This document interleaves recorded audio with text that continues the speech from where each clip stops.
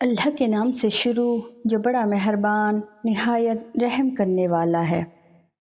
ایک عورت آپریشن کے کمرے میں داخل ہوئی تاکہ اس کا بچہ پیدا ہو، اور اسی دوران اس کی روح قبض کر لی گئی اور اس نے ایک خوبصورت بیٹے کو جنم دینے کے بعد وفات پائی۔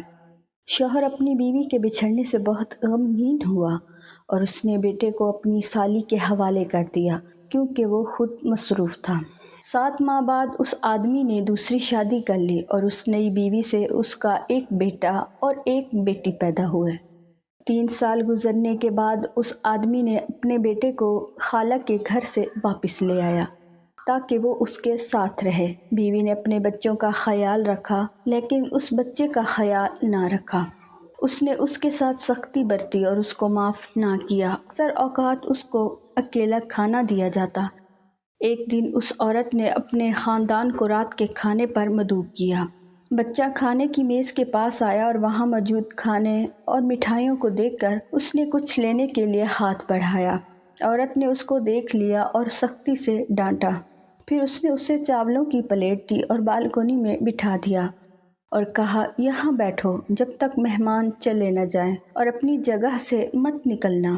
بچہ جو ابھی 4 سال کا بھی نہیں ہوا تھا، سردی کے موسم میں بالکونی میں بیٹھا اکیلا کھانا کھا رہا تھا۔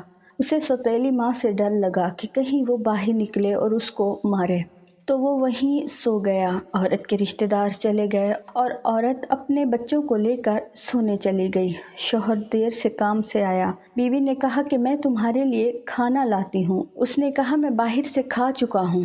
اس نے اپنے یتیم بیٹے کے بارے میں پوچھا تو بیوی نے کہا وہ اپنے بستر پر سو رہا ہے اور بھول گئی کہ اس کو بالکونی میں بٹھایا تھا۔ شوہر سو گیا۔